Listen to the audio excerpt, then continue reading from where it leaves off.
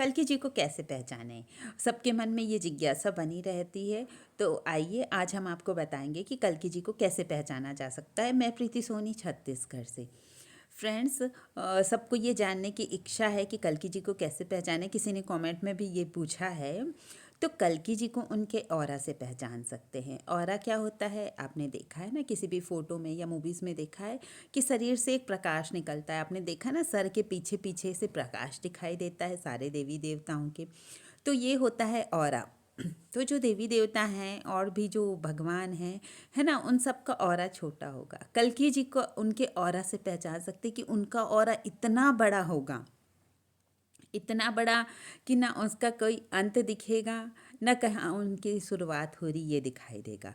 और ये क्यों ऑरा बनता है पता ही है ना आपको, कुंडलिनी शक्ति से।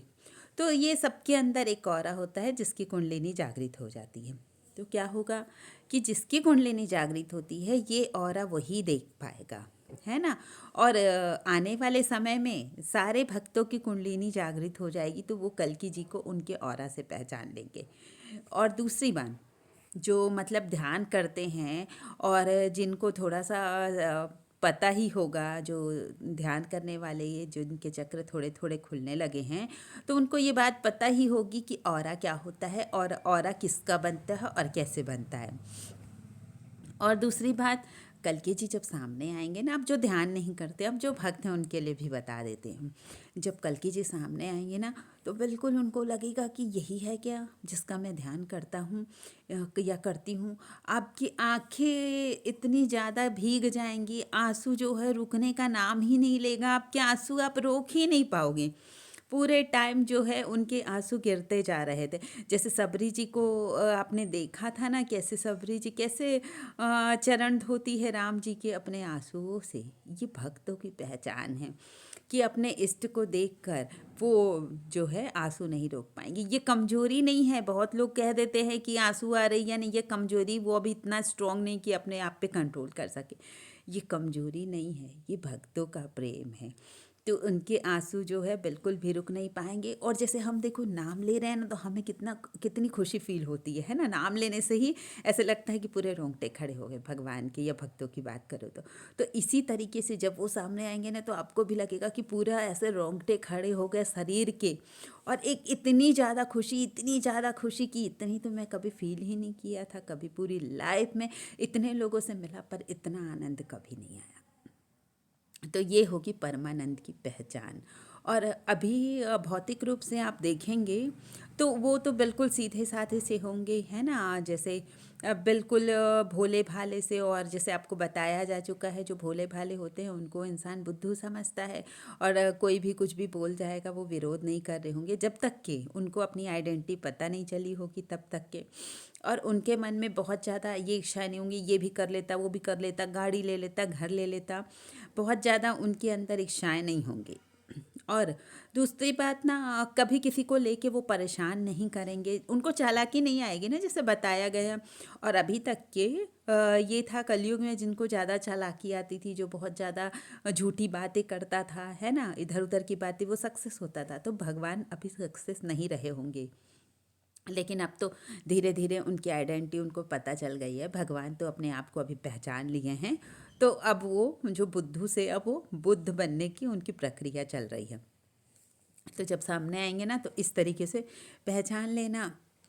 और दूसरी बात, जैसे जो ना आपको भी भगवान को पहचानने के लिए आपको भी उस लेवल का, उसके लायक बनना ही पड़ेगा, है ना। जैसे आप कितने पावर का बल्ब है, यहाँ पे करंट है कि नहीं, है ना, ये सब बातें कैसे पता चलता है, कर सकते हैं जब आप खुद एक टेस्टर हो। तो टेस्टर की भांति बनने के लिए थोड़ा तो आपको भी काम करना पड़ेगा ना। आपको भी थोड़ा भक्ति या ध्यान तो करना ही पड़ेगा, जैसे हम हमेशा हमें बताते हैं आपको। और एक बात फ्रेंड्स, हम तो बता दिए कि भगवान को इस तरीके से पहचान लेंगे, है ना, भक्ति के द्वारा, ध्यान के द्वारा, या भौतिक रूप में। और दूसरी बात, सबसे बड़ी बात है कि पात्र बनना। पात्रों को ही भगवान ऐसी मतलब ऐसा मन का उनका विश्वास बढ़ा देंगे, या पात्र को ही समझ आएगा ना कि यही भगवान है।